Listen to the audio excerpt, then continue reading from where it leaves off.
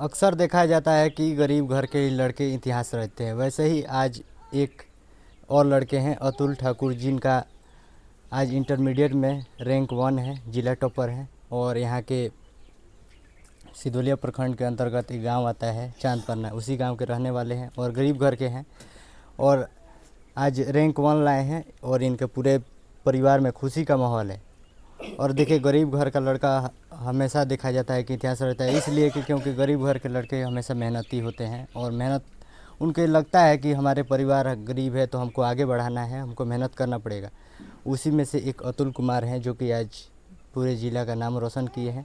चलिए इनसे पूरा जर्नी जानते हैं, आखिर कहाँ से स्टार्ट हुआ, कैसे मेहनत करते थे कि आज यहाँ तक पहुँचे। सबसे पहले स्वागत है हमारे चैनल में। Thank you sir. अच्छा, एक बात बताइए, आप ज़िला में नंबर 1 आपका रैंक है जी। इसके पीछे कितना मेहनत करना पड़ा आपको? जी, मेहनत तो बहुत लगी थी पर सफल हुई आज। अच्छा जी। अच्छा, आप जब पढ़ाई करते थे तो सोच रहे थे कि हम ज़िला में नंबर 1 आ जाएंगे? जी, मैंने 10th में भी टॉप किया था तो आशा था कि इससे ज़्यादा मार्क्स आए। अच्छा। पर भगवान की कृपा से डिस्ट्रिक्ट रैंक 1 आए। जी। अच्छा, जब रिजल्ट आया तो कितना खुशी हुआ? जी, बहुत खुशी हुई थी कि डिस्ट्रिक्ट रैंक 1 आया था। जी। ये मैंने पहले ही से आशा था कि हमारे मेहनत सफल हो ही जाएगा। जी बिल्कुल। जी। अच्छा, एक बात बताइए, अभी तो आपकी मम्मी भी है, मिठाई ली हुई है, आपको मिठाई भी खिलाई, सारा परिवार खुश है। अच्छा, आगे का तैयारी क्या है? आगे इंजीनियर बनना है और जेई क्रैक करना है सर। जेई क्रैक करना है? जी। अच्छा, कितना घंटा पढ़ाई करते थे आप? सर, घंटे तो मैटर नहीं करते, मैं डेली का शेड्यूल फिक्स कर देता और डेली शेड्यूल ख़त्म होने के बाद ही मैं सोता था। कितने देर का शेड्यूल था? सब्जेक्ट वाइज शेड्यूल फिक्स करते थे कि इतना इतना आज मैंने चैप्टर कवर करना है, बस उसको कंप्लीट करते तभी सो पाते थे। जी। यानी कितना घंटा सो पाते थे उस समय? जे घंटे तो नहीं देख पाते थे और पूरा शेड्यूल ख़त्म होने के बाद ही। मतलब अनुमान हो एक? अनुमान तो क्या, 6-7 तो प्लस आदमी सोता ही है।